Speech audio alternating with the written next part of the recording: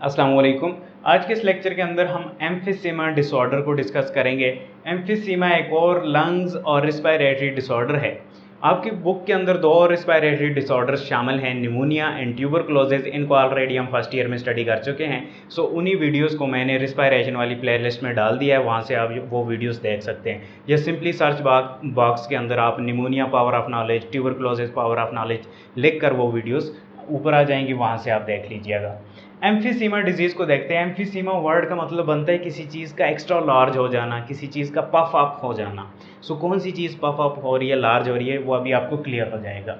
Emphysema एक lower respiratory disorder है और इसमें होता क्या है, एक ऐसी कंडीशन है जिसमें एयर सैक्स जो आपके लंग्स में एल्वियोलाइज होते हैं ना, उन्हें एयर सैक्स भी कहा जाता है, एल्वियोलाई डैमेज हो जाते हैं। A condition in which air sacs of lungs gate damage.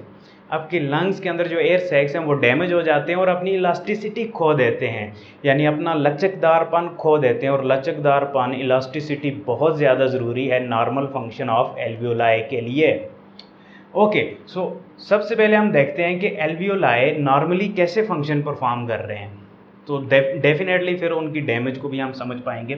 सो यहाँ से डायग्राम के ज़रिए समझने की कोशिश करते हैं। हम जानते हैं एयर कहाँ से आती है, ट्रैकिया से आती है, ट्रैकिया से फिर ब्रोंकाई, ब्रोंकाई से ब्रोंक्योल्स, और ब्रोंक्योल्स फर्दर स्मॉलर ट्यूब्यूल्स में डिवाइड होते हैं, स्मॉलर ब्रोंक्योल्स में। सो सपोज ये सबसे स्मॉलेस्ट ब्रोंक्योल है और इसके एंड पर एक एयर सैक प्रेजेंट है जिसे एल्वियोलाई कहा जाता है।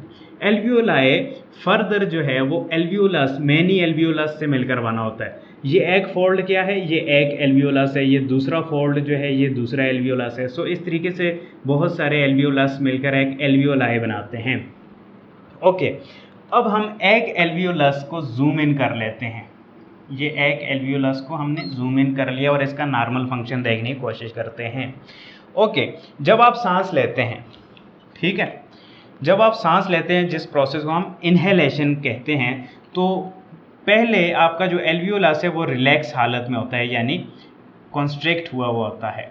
सो जब आप सांस लेते हैं तो एक्टिव प्रोसेस है, एनर्जी यूज़ होती है और आपका एल्वियोलस जो है वो साइज़ में बड़ा होता है।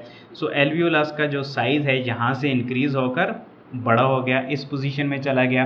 अब इस साइज़ के इंक्रीज़ होने से क्या होता है, ज़्यादा से ज़्यादा एयर रश इन करती है, यहाँ पर ज़्यादा से ज़्यादा एयर इन होती है और फिर यहाँ पर बाहर कैपिलरीज होती हैं, वहाँ से गैसियस एक्सचेंज अकर होती है। ये सारे फिनोमेना हम स्टडी कर चुके हैं। सो इनहेलेशन में ये प्रोसेस हो रहा है। अब एक्सहेलेशन में देखते हैं, जब आप सांस बाहर निकालते हैं तो ये जो एल्वियोलस हैं इनके अंदर कुछ प्रोटीन्स होती हैं जिन्हें इलास्टिन प्रोटीन्स कहा जाता है, ठीक है। So let me draw the proteins elastin. So elastin proteins cells में प्रेजेंट होती हैं, ठीक है, वाल से निकली होती हैं। सो ये रबर का काम परफॉर्म कर रही होती हैं, जैसे रबर बैंड नहीं होता, खींचे तो दोबारा से अपनी पोजीशन में जाता है। सो ये इलास्टिन प्रोटीन सेम उसी तरीके से काम करती हैं। सो जब एक्टिव प्रोसेस ख़त्म हो जाता है तो ये जो एल्वियोलस का साइज़ बड़ा है ये दोबारा से अपने ओरिजिनल साइज़ पर चला जाता है। सो इस प्रोसेस को हम एक्सहेलेशन बोलते हैं और ये पैसिव प्रोसेस है, इसमें एनर्जी रिक्वायर नहीं होती क्योंकि आपने स्ट्रेच लगाया। एक्टिव प्रोसेस में जैसे इनहेलेशन बोलते हैं, आप स्ट्रेस को छोड़ देंगे, स्ट्रेच को, तो दोबारा से वो अपनी पोजीशन पे चली जाएगी। So that is how alveolus normally function. But emphysema जो डिजीज़ है उसके अंदर क्या हो रहा है, जो आपका एल्वियोलस है या एल्वियोलाई हैं वो एक्स्ट्रा लार्ज हो जाते हैं और अपनी इलास्टिसिटी खो देते हैं, यानी ये जो प्रोटीन्स हैं ये अच्छे तरीके से काम नहीं कर रही, जो इलास्टिक प्रोटीन्स हैं जिन्होंने इलास्टिसिटी मेंटेन की हुई है। सो ये डिस्ट्रॉय हो जाती हैं, ठीक है। फिर कंडीशन क्या हो रही है, फिर आप जब सांस लेते हैं तो आपका एल्वियोलस, डेफिनेटली सांस लेना एक एक्टिव प्रोसेस है तो एल्वियोलस का साइज़ इंक्रीज़ होगा। सो इनहेलेशन में कोई प्रॉब्लम नहीं आ रही। लेकिन जब आप एक्सहेल कर रहे हैं जहाँ पर आपको इन इलास्टिन प्रोटीन की ज़रूरत है उसके इलास्टिसिटी को मेंटेन करने के लिए, तो अब ये इलास्टिन प्रोटीन ना होने की वजह से या बहुत कम होने की वजह से जो रिलैक्सेशन या एक्सहेलेशन वाला प्रोसेस है वो बहुत कम हो रहा है, यानी आपका एल्वियोलस दोबारा से अपनी ओरिजिनल हालत में, जो कि यहाँ पर होनी चाहिए, नहीं जा रहा, ठीक है। इस वजह से क्या होगा कि आपके लंग्स के अंदर नई एयर, जो न्यू एयर है, उसको इतना रूम नहीं मिलेगा इंटर होने के लिए, क्योंकि पुरानी एयर बाहर नहीं निकल रही। सांस से आपकी एयर तो आ रही है, लेकिन जो एयर है वो बाहर नहीं निकलेगी, कार्बन डाइऑक्साइड वाली एयर ज़्यादा बाहर नहीं निकलती। एक चीज़ ये होती है। दूसरी चीज़ ये होती है कि जब एल्वियोलाइज का साइज़ बड़ा हो जाएगा, लार्ज हो जाएगा, तो इसके ये जो फोल्ड हैं ये ख़त्म होना शुरू हो जाएंगे। एल्वियोलाई, जो नॉर्मल एल्वियोलाई है, उसकी स्ट्रक्चर ऐसी होती है जो बहुत सारे एल्वियोलस से मिलकर बने होते हैं। जब एम्फीसीमा की डिजीज़ अक्कर हो जाती है तो एल्वियोलाई की शेप चेंज होकर इस तरीके से राउंड सी हो जाती है। सरफेस एरिया भी कम हो जाता है। जितने फोल्ड ज़्यादा होंगे उतना सरफेस एरिया ज़्यादा होगा। सरफेस एरिया ज़्यादा होगा तो अच्छे तरीके से गैसियस एक्सचेंज अक्कर हो सकेगी। यहाँ पर सरफेस एरिया भी कम हो रहा है, एक राउंड सी शेप आपको नज़र आ रही है। ये दो कंडीशन होती हैं, एक तो इलास्टिसिटी लॉस्ट होगी, दूसरा सरफेस एरिया भी शॉर्ट हो गया। इस वजह से गैसियस एक्सचेंज अच्छे से अकर नहीं हो सकती, और डेफिनेटली फिर कुछ सिम्टम्स अपीयर होते हैं। लेकिन सिम्टम्स अपीयर होने से पहले काजेज़ को देखते हैं कि ये होता क्यों है, यानी ये एल्वियोलस अपनी इलास्टिसिटी क्यों खोते हैं, क्यों लॉस्ट करते हैं। काजेज़ को देखते हैं।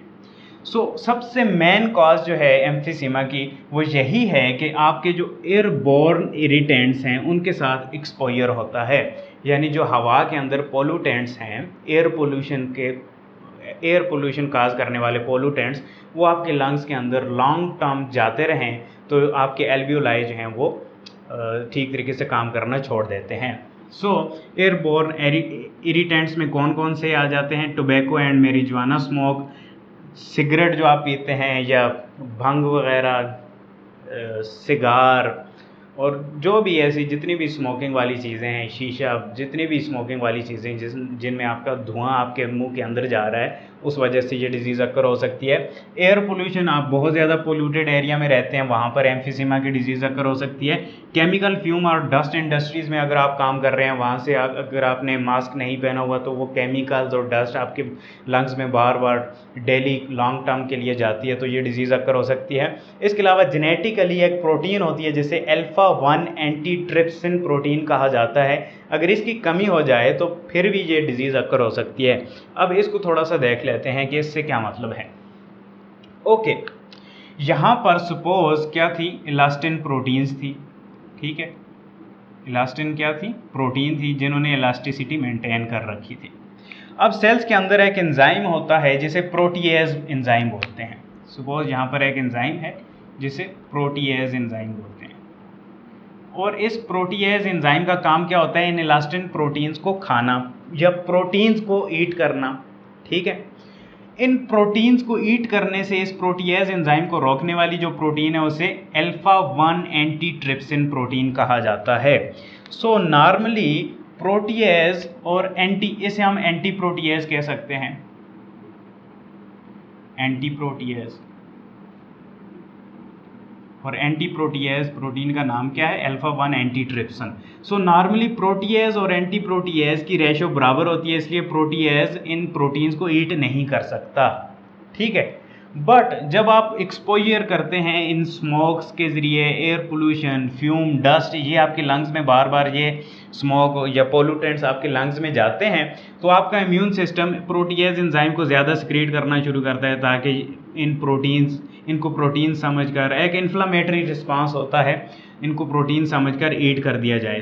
प्रोटीएज का लेवल इंक्रीज़ होना शुरू हो जाता है। अब इंक्रीज़ ज़्यादा होगा तो एंटी प्रोटीएज तो उतनी ही अमाउंट के अंदर है, प्रोटीएज एंजाइम जो हैं वो वर्क करना शुरू कर देंगे, इन प्रोटीन्स को किल करना शुरू कर देंगे, ईट करना शुरू कर देंगे। जब ये प्रोटीन ईट होती जाएंगी तो डेफिनेटली एल्वियोलाई के अंदर जो इलास्टिसिटी है वो लॉस्ट हो जाएगी। इन कंडीशंस की वजह से क्या हो रहा है? प्रोटीएज एंजाइम ज़्यादा सिक्रीट हो रहा है, या फिर जेनेटिकली आपका जो एंटी प्रोटीएज प्रोटीन है जिसे अल्फा-1 एंटीट्रिप्सिन कहा जाता है वो जब कम हो जाती है तो डेफिनेटली फिर भी ये कंडीशन अक्कर हो सकती है। ओके, अब हम सिम्टम्स की तरफ जाते हैं। अगर ये डिजीज़ अक्कर हो जाती है, सिम्टम्स क्या होते हैं? डेफिनेटली जब आपके जो एल्वियोलाई हैं वो अच्छे से काम नहीं करेंगे, एक्सचेंज ऑफ गैसेज अच्छे से नहीं हो पाएगा, तो सबसे पहला सिम्टम तो आएगा कफिंग।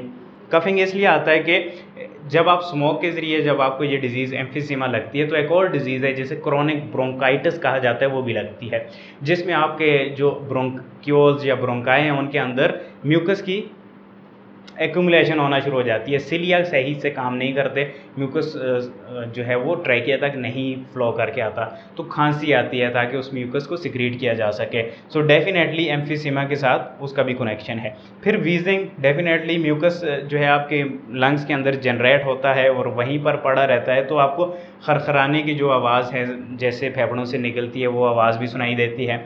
शॉर्टनेस ऑफ ब्रेथ, आपके जो सांस लेने में दुश्वारी हो रही है, शॉर्टनेस आ जाती है, और क्यों आती है? डेफिनेटली गैसियस एक्सचेंज अगर नहीं हो रहा ठीक तरीके से। चेस्ट टाइटनेस, आपको ऐसा लगता है चेस्ट जो है वो सख्त हो चुकी है।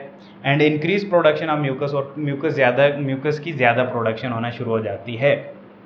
ओके, प्रिवेंशन एंड ट्रीटमेंट हम इस डिज़ीज़ से क्या कर सकते हैं? एक तो आपको ये समझ लेना है कि एम्फिसीमा की कोई क्योर नहीं है, ये इरिवर्सिबल डैमेज है। अगर आपके एल्वियोलाई डैमेज हो चुके हैं तो आप इन्हें रिवर्स नहीं कर सकते, लेकिन आप उन सिम्टम्स को स्लो डाउन कर सकते हैं बाय चेंजिंग लाइफस्टाइल। लाइक आप स्मोकिंग को क्विट कर सकते हैं। सेकंड हैंड स्मोक से बचें, जैसे पैसिव स्मोकर, अगर आप किसी स्मोकर के पास बहुत टाइम तक बैठते हैं डेली की बेस पर, तो आप भी वो धुआं जो है वो इनहेल कर रहे हैं, उससे बचें। फिर मेडिसन्स वगैरह इसमें कुछ दी जाती हैं, जैसे ब्रोंकियो डायलेटर, जो ब्रोंकियोल्स हैं उनको डायलेट कर देते हैं वो ये मेडिकेशन, ताकि सांस अच्छे से आ सके। एंड ऑक्सीजन थेरापी दी जाती है। ऑक्सीजन लेवल जब बहुत कम हो जाता है बॉडी के अंदर, तो ऑक्सीजन थेरापी दी जाती है ताकि आपकी बॉडी के अंदर ऑक्सीजन एंटर हो। So that's all for today lecture. Hopefully आपको लेक्चर समझ में आया होगा। नेक्स्ट लेक्चर तक के लिए मुझे इजाज़त दें। शुक्रिया, अल्लाह हाफ़िज़।